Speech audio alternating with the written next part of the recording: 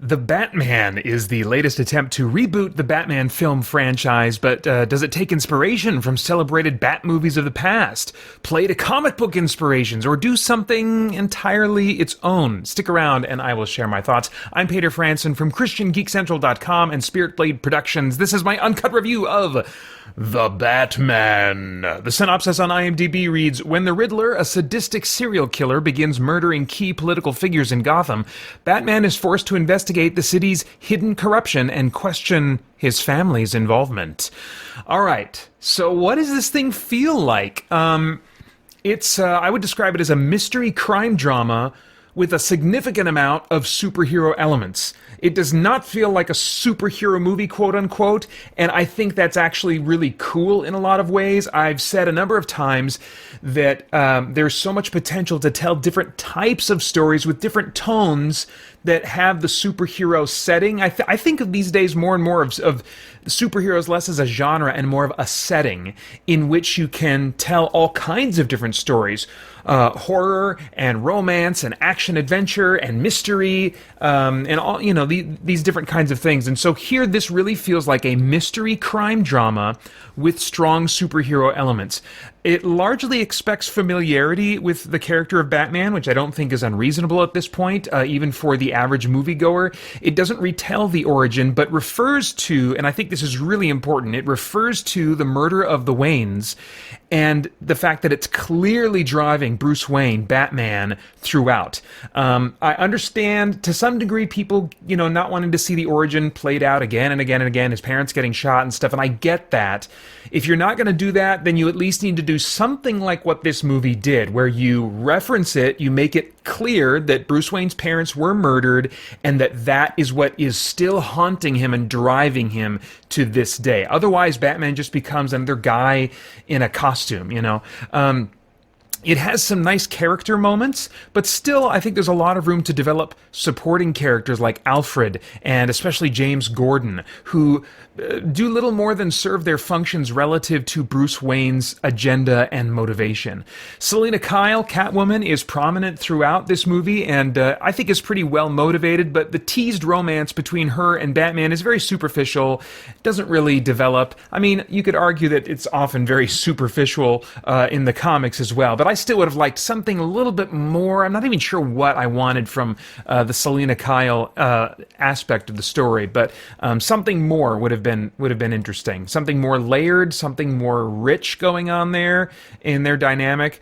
The Riddler murders and Batman on the trail and working the case are really the center of attention. It's really story driven. It's I don't want to say it's not a whodunit because we know it's the Riddler, and despite wearing a mask, the problem isn't really about discovering the true identity of the Riddler, but rather finding and stopping him before he completes his plan. The crime drama sensibilities go hand in hand, I think, with the grounded and realistic take that the movie goes for, even more than the Christopher Nolan movies, which, were kind of known for pushing for realism and groundedness at the time. Even more than those, this seems like an attempt to tell a Batman story limited to what would be believable and really possible in the real world. It's not quite completely grounded in technology all the time. I don't know what the cutting edge technology is in the deepest corners of U.S. military and stuff that we don't know about. Batman's tech strikes me as being slightly ahead of where we are now, but he largely came across as a guy in a costume. No super elaborate crime lab. In fact, they do some things like his technology is advanced, but the way that it looks, like the user interface and the technology, though, it seems designed after something that's almost retro and more analog and stuff. There's very little theatrics that he employs to give criminals the impression he is a supernatural being. Fight scenes didn't look very stylized or really interesting to me visually. It's mostly a guy in a costume beating the crap out of people, with a few exceptions here and there.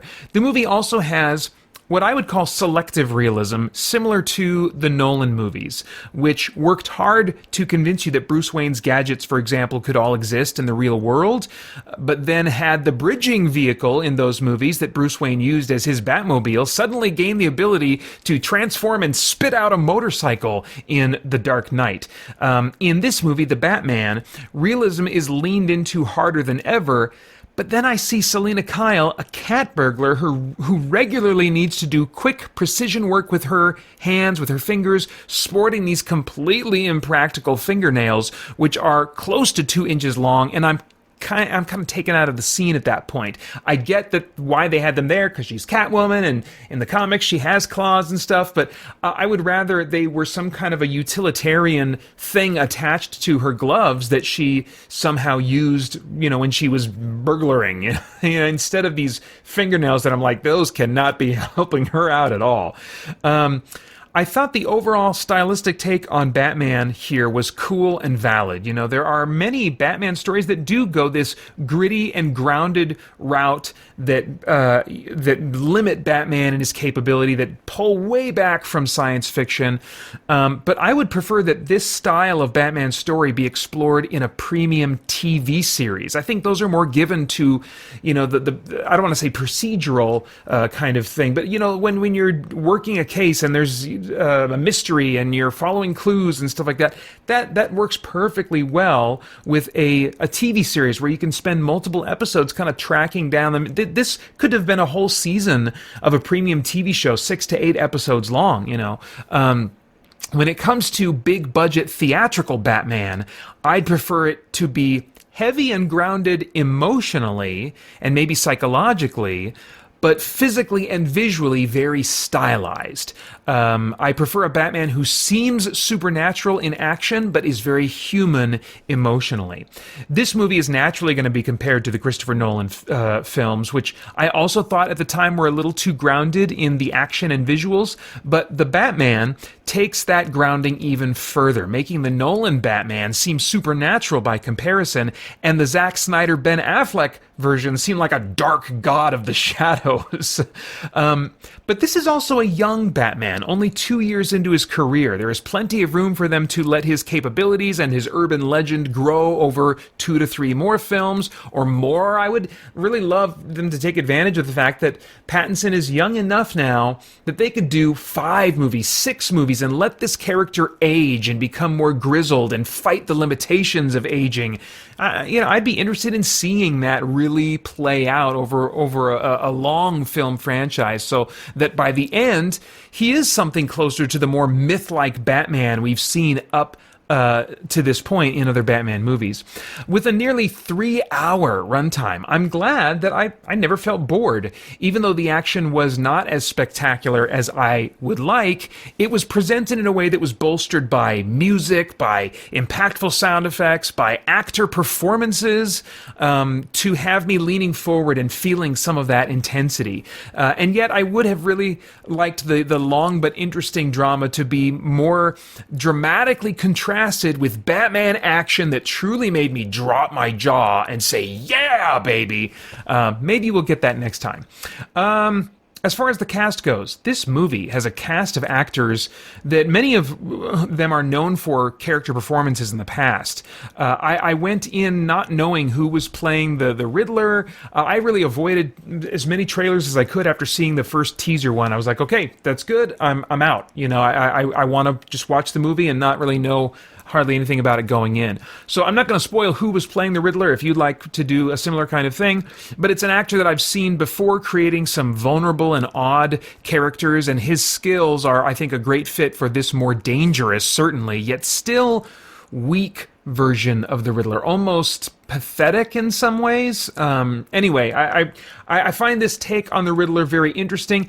I would have liked, just as a comic book nerd, if they would have eventually gotten around to a visual look in terms of his costume or what he wears that is just a little bit more representative of what we've seen in the comics, whereas this is just a wildly different take on the character from anything I've seen in the comics. Maybe his look has been reimagined to something similar to this, but I don't think so. I've never known the Riddler to look, in terms of what he wears, like he does in this movie. But, you know, that's a small thing. Like I said, the performer here really, when the mask came off and I saw what actor it was, I was like, oh, great choice, you know. You might not know him. I don't even remember his name. He usually plays these kind of supporting roles, but a character actor that I was like, yeah, great choice.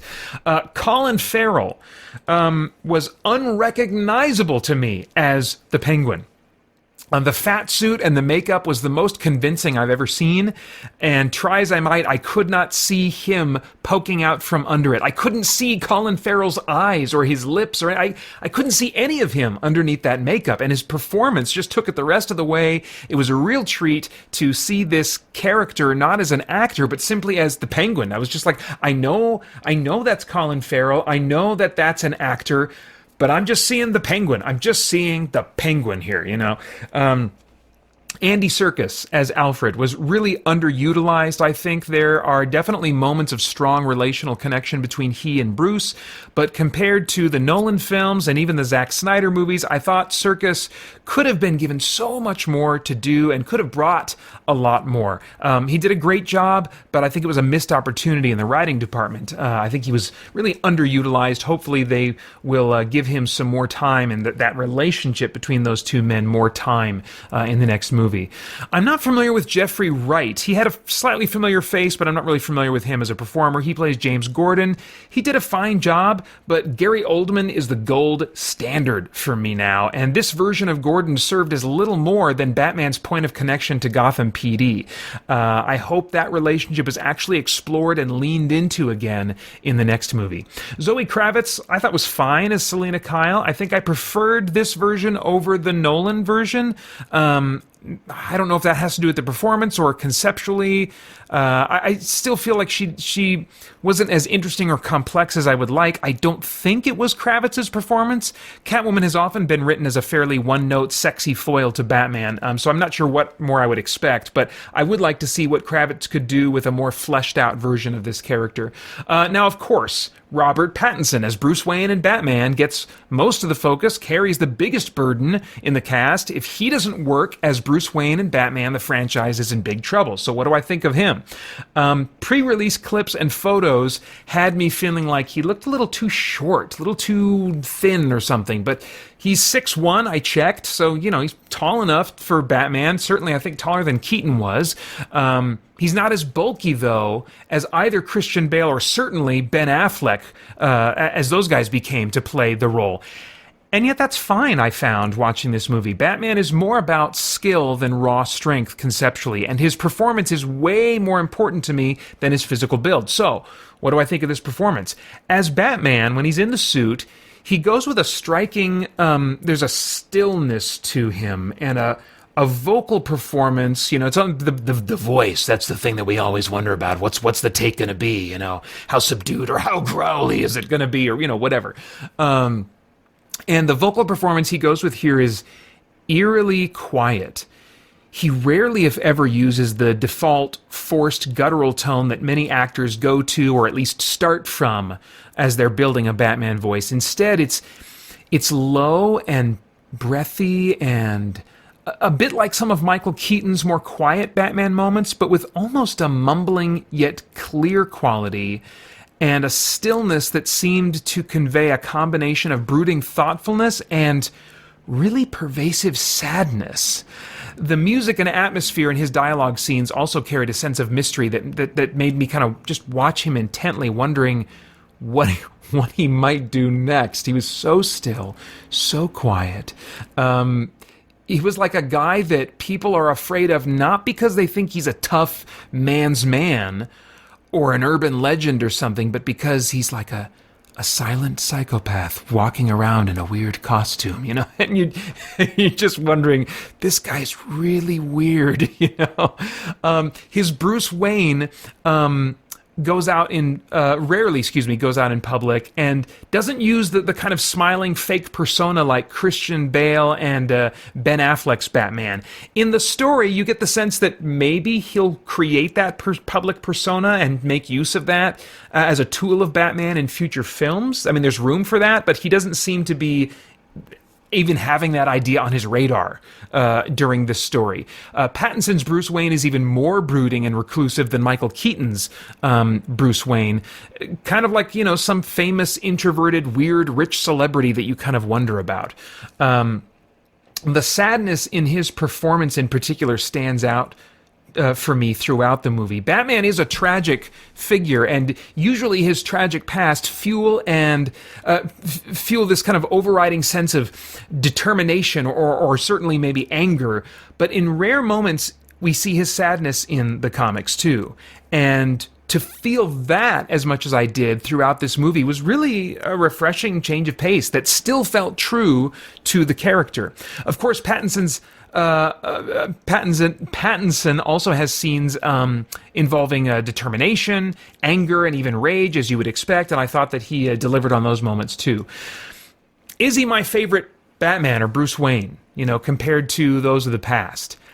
It would really feel unfair to judge him against Bale, Affleck, and Keaton because he's going for something significantly different. So it really is, as they say, apples and oranges. And for now, I like this flavor for the story and tone of this movie.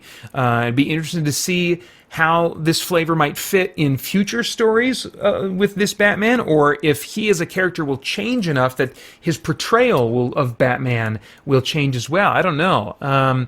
As far as stunts and visuals, there's not much more to say here, especially about the action scenes, which I've already said, didn't look very spectacular or stylized, though there is a trade-off in getting groundedness and realism from that, if you like that in combat and action scenes.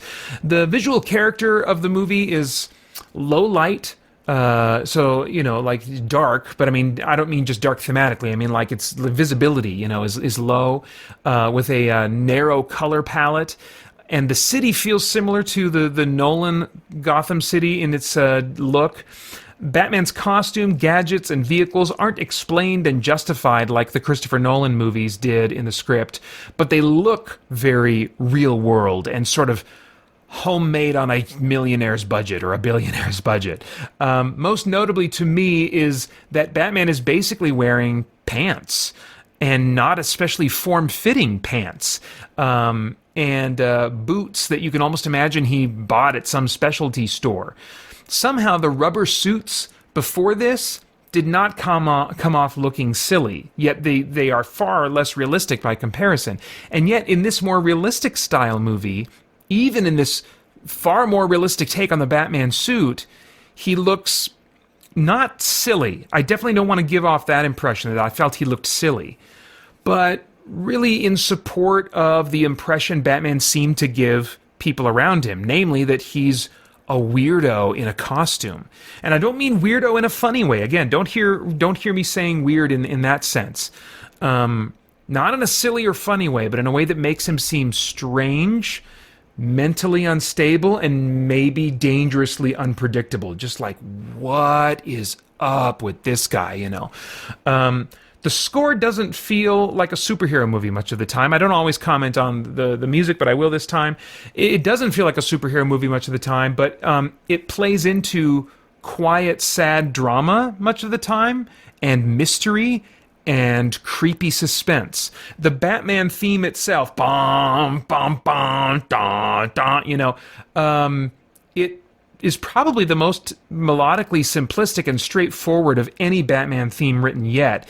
It worked well for me because, they could harmonize against it differently, or use other instruments to represent the theme, depending on the situation, allowing it the sort of flexibility to portray different tones and moods. It worked for me here, but I do wonder if it will feel worn out by the third movie in this intended new franchise. We'll see. As far as themes, is there anything of moral, philosophical, or spiritual significance going on in the themes of this thing that might trigger some worthwhile thought or conversation? Although it was set up throughout the movie in hindsight, it didn't emerge for me until the end that the main theme is, I think, choosing what to do with the scars of your past. Different characters in this movie have been wounded badly, and those wounds shaped them greatly. The overriding default we see in these characters is to be shaped negatively by their wounds and become people who in some way lash out or otherwise harm others, even as that person believes that they are justified in doing so, that they're even righteous and noble in doing so. But the message at the end is that we actually become like those who hurt us if we give into being shaped by our wounds in that way. And instead, we ought to be shaped by our wounds in a way that motivates us to do good to others. As geeks, a lot of us have wounds that have shaped us. Maybe wounds of the past, maybe wounds that are going on right now, just as a regular part of our lives, maybe both. And it's easy to feel in the wake of those things, in the context of those things, justified in lashing out at others, or being unknowingly cold in our treatment of others because of treatment that has shaped us in the past. But the Batman gives us a valuable opportunity, if we'll use it, to sort of take inventory of our past hurts, consider how they may be shaping us negatively, even in ways that we've assumed until now are good ways that we were shaped by them, and good ways that we are behaving, and good ways that in terms of our outlook on life, but that actually might be negative, or there might be some negative aspects, some negative takeaways, negative results. Even if our past wounds motivate us to do good, we can unknowingly go about trying to do that good in a way that is still harming other people or insensitive to other people. And so I think this movie, if we let it, can give us an opportunity to take stock of our wounds, how they are affecting us, what choices we're making, and then make course corrections before we continue in or end up becoming anything like those who have hurt us most. Now, I have no idea what your tastes are in movies, or as a comic book fan if you are, but if I were a time traveler, I'd go back in time and say, Peter, definitely watch this sometime. You're going to want it in your collection, too. You're just a DC nerd, and this is a solid DC movie. You're going to want to have access to it on a whim, going forward in life. But it's not something you need to watch right now. And you can actually wait even until it's bargain bin pricing. Don't even rent it. Just wait for bargain bin. It'll probably be successful enough that there'll be enough copies floating around that, you'll be able to get a used one for like less than $10 on Amazon or something. That's when you pull the trigger. And then you'll like it. It's cool. You're going to feel like it's cool, but not really what you want from a Batman movie. Cool as a Batman live-action story, but not really what you want for a Batman movie, and you'll find it forgettable in many ways. However, it's still a great one-time experience, maybe even a great two-time experience, still a great take on Batman that's going to remind you of things you love about the character from various comic book stories in the past, and it's going to leave you with an appetite to go home and read some great Batman comics or play a great Batman video game. This one is rated PG-13 for strong, violent, and disturbing content, drug content, strong language, and some suggestive material. And those are all my thoughts for now on The Batman. Right now, I'd like to take some time to write a tune for pre-made rhyme. This is not going to work going the whole way through. Let me change it up. Here's another song from the movie. The lyrics kind of never change, but the melody gets rearranged. I never know what I'll create to say how much I appreciate Gabriel Stinson, Brian Franklin, Olin D. Branham, Drew Robb, Winston Crutchfield, Libre. I don't really remember how the whole thing goes, so I'm just going to start back at the beginning. Justin D. Myers, Matthew Ridgway, Cosmic Fox and Joel Nelson, thank you for supporting me and SBP and CGC, and now to all who hear this tune, thank you as well. Please come back soon. Want to hear your name in song? Check out our page on Patreon.